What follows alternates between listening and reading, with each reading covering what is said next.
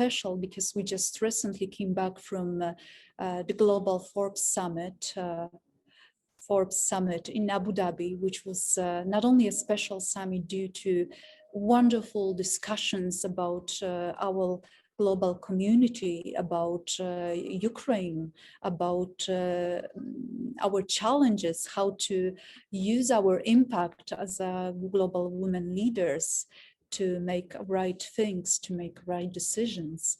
This was so special for me personally because with Heidi Kuhn, we created a special initiative there. But first, before you will see the video about Heidi Kuhn and her wonderful many years work, I will tell you the words of His Excellency Kofi Annan, United Nations Secretary General, because I think that these words, which are very emotional, beautiful, and so wise, are fully telling of the story of Heidi Kuhn, special woman.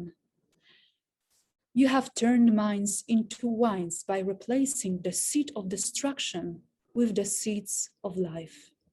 And you have shown the world that even with the modest beginnings, a partnership backed up by persistence can make a real difference. Those words can be only said to someone who is absolutely dedicated to their mission. So first, let's see the video about Roots of Peace on the first day of spring.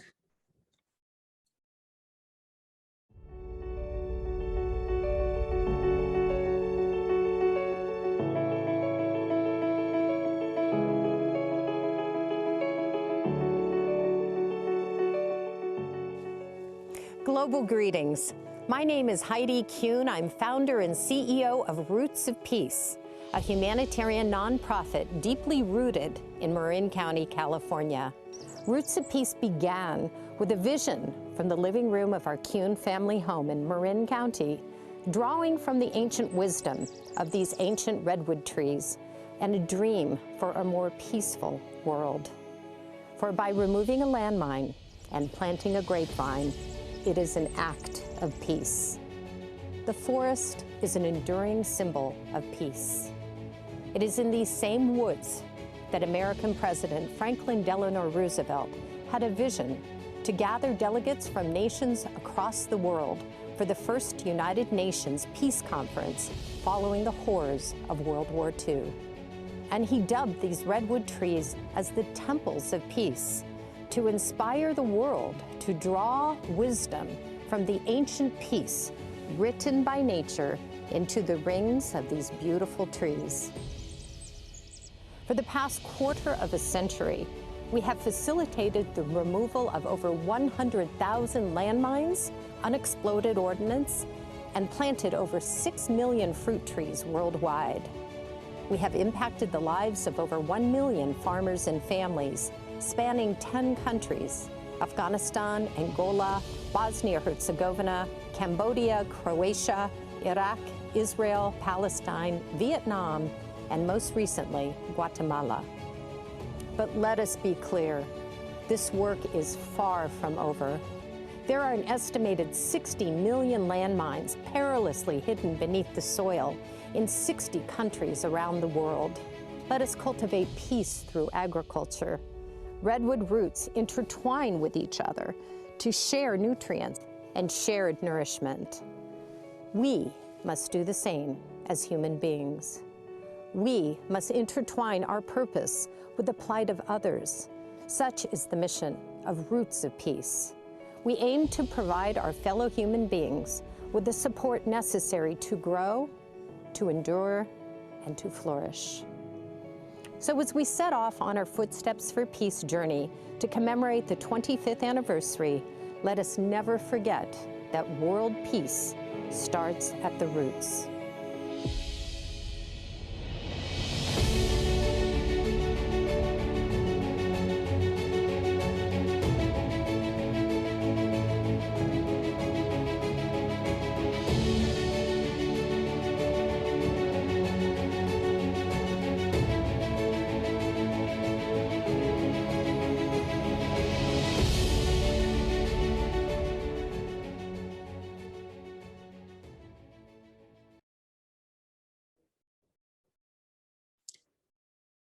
Dear Heidi, thank you so much for being with us today.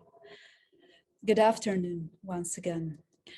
Dear Heidi, first of all, I would like to ask you an open question about Roots of Peace, because the story of Roots of Peace is so beautiful, and it's also inspired by Princess Diana. It's inspired by many international communities in needs which you visit, many minefields which you visited as well.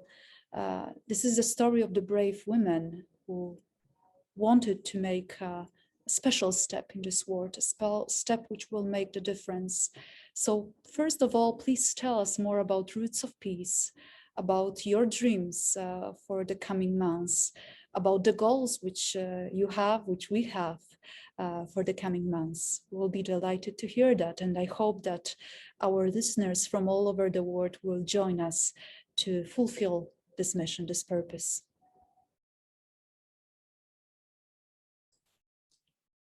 Dear Heidi, please, if I may ask you to mute your... Your Serene Highness, Princess Angelica, you are truly an angel to invoke this conference at this timely moment in world history. I bring you greetings from Marin County, California, where the original delegates of the United Nations gathered, as you've seen, beneath the towering redwood trees for following the atrocities of World War II. President Franklin Delano Roosevelt never wanted to see another war like World War II. We are on the vanguard of a possible World War III. And your time and effort with Svetlana in convening this months ago could not be more timely. My grandmother McNear taught me a very, very important saying when I was a little girl. Coincidence is a miracle in which God prefers to remain anonymous. It is no accident that we are having this conversation. I am now, 25 years later, after launching Roots of Peace and a vision of turning minds to vines, a mother of 4 and a grandmother of 6. And I speak with the ancient wisdom of women who must hold their children due to the horrors of landmines. I am a cancer survivor, a COVID survivor, and my footsteps for peace have never been more important than this moment. This is an anti-personnel landmine. There's over 60 million landmines silently poised in 60 countries. And today, as the graphs grows, these anti-personnel landmines, $3 to put in the ground, about $1,000 to take out, grow and lurk beneath the soil. Children chase butterflies across fields. They repatriate and pick flowers for their parents. They kick a soccer ball out of bounds, only to lose a life or limb to a landmine. When I watched Princess Diana in the last year of her life, traveling to Angola, and then 3 weeks prior to her death to Bosnia-Herzegovina, I just thought, cancer is a landmine. None of us know when we're going to step on it. But landmines are a cancer to the earth, and the solution is removal. I was 30 years old when I was diagnosed with cancer, and I'm, like the Beatles say, I'm 64, and I have more than doubled my life. And I think this moment is a time to call upon global citizens, not just to demine patches of land in Croatia, Angola, Bosnia-Herzegovina, and places I've traveled for the past 25 years. I stand with you, Princess Angelica, to call forth a mine-free world. It takes 8 pounds to detonate a landmine, which is the average weight of a newborn child. And as I celebrate the 25th anniversary of Roots of Peace, I don't want another quarter of a century of my children's life going on seeking a mine-free world. I want, at the end of my footsteps in life, to see a world without landmines. This is just insidious, what is going on. And again, with months of planning, I chose to take the first day of International Women's Month and consciously walk to a minefield. I was invited by the International Eurasia Press Fund to Azerbaijan on the Caspian Sea. And with the leadership of President Ahmoud, he took me for a 4-hour drive into Karabakh, a city I'd really never heard of. It wasn't in the news, but mile after mile after mile of this beautiful grape growing region was deliberately mined. The city of Karabakh was flattened. And yet, conversely, the best port wine that served the Soviet Union was from this area. This is an opportunity to call upon global citizens to turn mines to vines, killing fields into vineyards, blood into wine. And in countries that are Muslim, respecting the seeds we have in common as opposed to those which separate us, the grapevine represents life. And whether we ferment the grape, which in my culture in Napa, Sonoma County is a time-honored art, but in Muslim countries, for today is now Nowruz in Afghanistan, the new day, the beginning of the new year, it's the fresh grapes and it's the raisins. This month, at the end of this month, I will be a virtual keynote speaker at the Humanitarian Mine Action and SDG Conference in Baku. I invite you all to virtually join us. And in my remarks that I gave at the home of Alfred Nobel, who found his fortune in Baku and also discovered dynamite. For it is the dynamite that he discovered that I used when I went out with ANAMA, the demining Azerbaijan Mine Action Authority, to detonate 8 anti-tank mines. The feeling, as you know, Angelica, to put your thumb on that device and detonate that mine. Let us use with all the global wisdom that we have to detonate an estimated 60 million landmines in 60 countries so that we can make the earth that is held hostage by these insidious seeds of destruction fertile once again. Svetlana, I had the honor of speaking to you for just a few moments.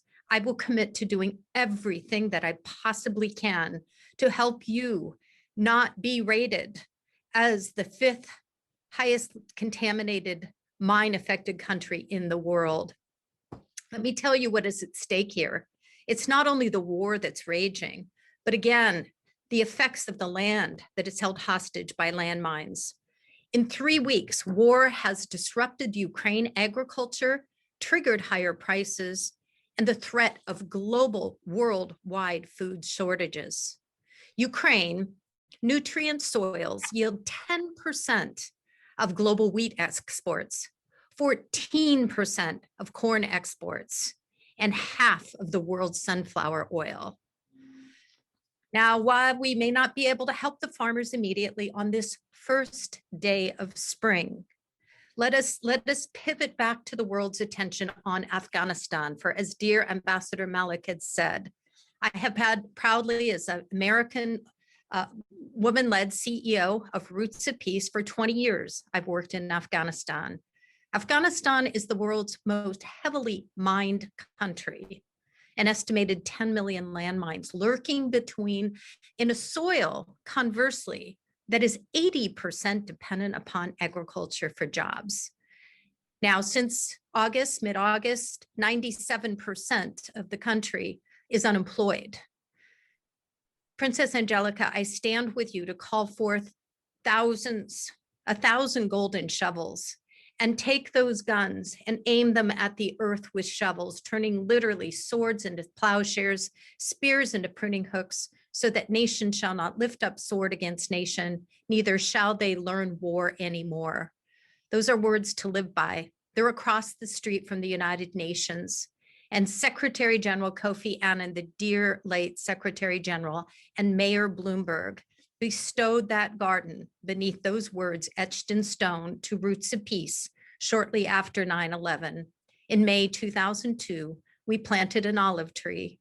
And I hope we can bring, Angelica, people back to that garden together on International Women's Day with gratitude to Forbes 30 over 50 Summit.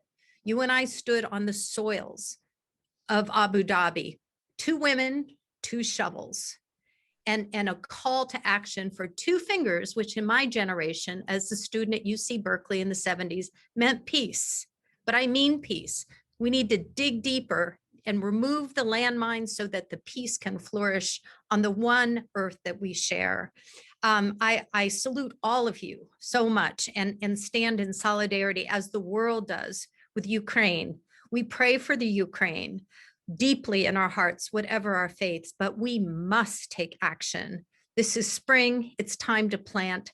The children who are trying to evacuate these humanitarian corridors deliberately mined so that, and butterfly mines, the children pick up shiny cluster munitions drop from the sky. Children pick them up, and as the fathers stay on the front line, bravely fighting for their country, the children are blowing up. I mean, the world should understand, blowing up in front of their mother's eyes as if there was not enough carnage. This is a time for a mine-free world. This is a time in all faiths to turn swords into plowshares, spears into pruning hooks, so that nation does not lift up sword against nation, neither shall they learn war anymore. Thank you, Your Serene Highness. Thank you.